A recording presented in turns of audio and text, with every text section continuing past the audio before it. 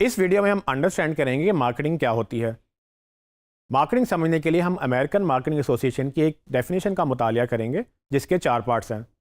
अगर आपको इन 4 पार्ट्स की समझ आ जाए तो आपको मार्केटिंग की समझ आ जाएगी।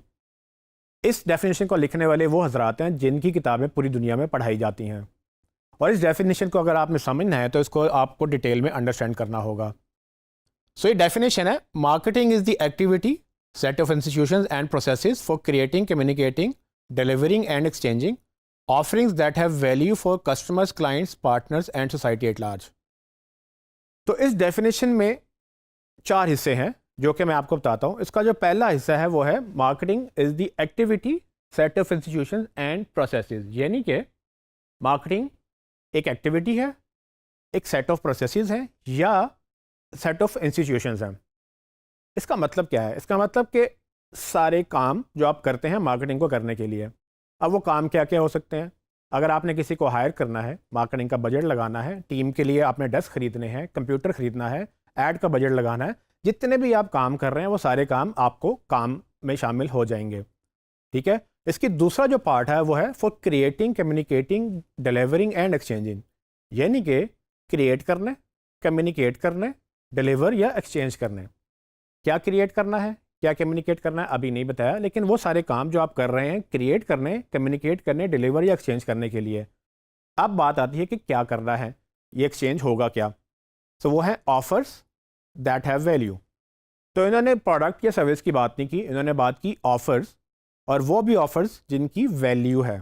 किसके लिए? For clients, customer, society at large, और बाकी जो ऑडियंस आपकी, जिसको आप ऑडियंस कह सकते हैं, वो सब शामिल हैं। तो इन 4 पार्ट्स को अगर हम अंडरस्टैंड करें तो मार्केटिंग एक ऐसा प्रोसेस है जिसका काम है कम्युनिकेट करना या डिलीवर करना। क्या? वो ऑफर्स जिसकी वैल्यू है, किसके लिए? उन क्लाइंट्स के लिए जो कि आपके ऑडियंस कहलाई जा सकती है। अब चूंकि ये जनरल डेफिनेशन है, इसमें उन्होंने कुछ स्पेसिफिक बात नहीं की, इसमें उन्होंने हर तरह की ऑडियंस, हर तरह के काम और हर तरह की चीज़ें बयान कर दी हैं।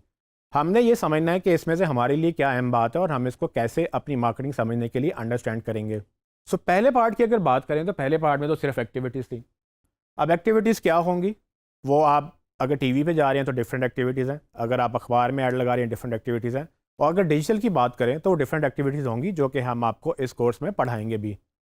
उसके बाद बात आती है कि कम्युनिकेट करना या डिलीवर करना। ये वो पैगाम है जो आप एक जगह से दूसरी जगह पे पहुँचाते हैं। मतलब है कि आपकी प्रोडक्ट है, उसके बारे में आपने अपनी ऑडियंस को बताना है, तो वो क्या मैसेज है, वो क्या चीज़ है, वो जो कम्युनिकेट कर रहे हैं आप, वो कम्युनिकेट करने वाला जो सेकंड स्टेप है उसके लिए जो भी आप एक्टिविटीज़ करते हैं वो शामिल हैं। फिर तीसरी बात है ऑफ़र्स की। ये इंपॉर्टेंट है। ऑफ़र्स इसलिए इंपॉर्टेंट है कि यहाँ पर उन्होंने ये बात नहीं की कि आपकी प्रोडक्ट या सर्विस, बल्कि बात की ऑफ़र की। तो क्या फ़र्क है प्रोडक्ट, सर्विस और ऑफ़र में? तो बेसिकली अगर आप एक मिसाल लें पानी की बोतल की, तो अगर आप पानी की बोतल ख़रीदते हैं बाज़ार से तो वो बेसिकली आप उसमें पानी ख़रीदते हैं, लेकिन जब आप पैसे दे रहे होते हैं तो आप किस किस चीज़ के पैसे दे रहे हैं? वो बेसिकली एक ऑफ़र है। फॉर एग्ज़ाम्पल, पानी की कॉस्ट है 10 रुपये, लेकिन उसमें बॉटल की भी कॉस्ट होगी, उसमें इस बॉटल को मार्केट करने की भी कॉस्ट होगी। वो जो हज़रात इसको बना रहे हैं, पानी को मैन्युफैक्चर कर रहे हैं या बॉटल को मैन्युफैक्चर कर रहे हैं, उसको बॉटलिंग में पैकेजिंग कर रहे हैं, ट्रांसपोर्ट कर रहे हैं, वो पेट्रोल का खर्चा आ रहा है, वो मशीनरी का जो खर्चा आ रहा है, वो सब चीज़ें कैलकुलेट करके इनकी कॉस्ट निकाली जाती है। सो बेसिकली सिर्फ पानी अगर आप खरीदते हैं तो शायद सस्ता होता है, लेकिन जब आप पानी एक ऑफ़र के तहत लेते हैं जिसमें आपको एक सर्टन चीज़ सर्टन तरीके से सर्टन अंदाज में पेश की जाती है, उसको एक ऑफ़र कहा जाता है। और इसीलिए उन्होंने इस डेफिनेशन के अंदर जो प्रोडक्ट है और जो सर्विस है उसकी बात नहीं की, उन्होंने बात की ऑफ़र्स। और सिर्फ ऑफ़र्स नहीं, वो ऑफ़र्स जिसकी कोई ना कोई वैल्यू है। अब वैल्यू से क्या मुराद है? कहने में तो ये एक वर्ड है, लेकिन वैल्यू असल में ये है कि लेट्स से अगर मेरे पास 10 बोतलें हैं पानी की ऑलरेडी और आप मुझे 50 रुपये की बोतल बेचने आते हैं, तो क्या मैं आपसे वो बोतल ख़रीदना चाहूँगा? मेरा नहीं ख्याल कि मैं आपसे ख़रीदूँगा, क्योंकि मेरे पास पहले ही पानी बहुत सारा पड़ा हुआ है। लेकिन अगर इसी मिसाल को मैं इस तरह से देखूँ कि मुझे काफ़ी घंटों से पानी पीने को नहीं मिला और आप 50 वाली बोतल मुझे 100 में बेचने आते हैं, तो क्या अब मैं वो पानी ख़रीदना चाहूँगा? तो जी हाँ, बेसिकली अगर मुझे महंगा पानी भी मिल रहा है तो मैं उसको लूँगा, क्योंकि उस वक्त मेरी वैल्यू जो है उसकी बढ़ चुकी है, बिकॉज कि मेरी ज़रूरत बढ़ चुकी है। और मैं सिर्फ पानी नहीं देख रहा, मैं अपनी ज़िंदगी या अपने उसके ज़रूरत को देख रहा हूँ कि मेरी ज़रूरत इस वक्त ज़्यादा है, तो मुझे अगर एक्स्ट्रा पैसे भी देने पड़ते हैं तो शायद मैं देना चाहूँगा। इसको इकोनॉमिक्स में डिमांड एंड सप्लाई का कॉन्सेप्ट कहते हैं। जब डिमांड ज़्यादा होती है तो वैल्यू बढ़ जाती है। जब सप्लाई ज़्यादा होती है तो वैल्यू गिर जाती है। तो डेफिनेशन ये कहती है कि ऑफर्स दैट हैव वैल्यू, यानी कि बेकार की ऑफर्स नहीं, वो ऑफर जिसकी वैल्यू है। और किसके लिए है?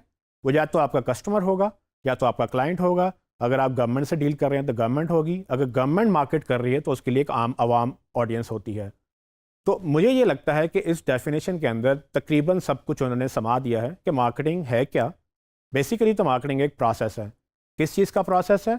अपनी ऑडियंस तक अपनी ऑफ़र की जिसकी वैल्यू है उन ऑडियंस के लिए उसको पहुंचाना, इस प्रोसेस को मार्केटिंग कहते हैं। इसमें कहीं भी जिक्र नहीं हुआ कि सेल्स होनी चाहिए, बात सिर्फ मार्केट करने की हुई थी। मार्केट अगर अच्छा होगा तो सेल्स भी निकल आएंगी, अगर मार्केट अच्छा नहीं होगा तो शायद सेल्स ना आए। लेकिन ये कहना गलत है कि मार्केटिंग जो है ना वो सेल्स ही होती हैं।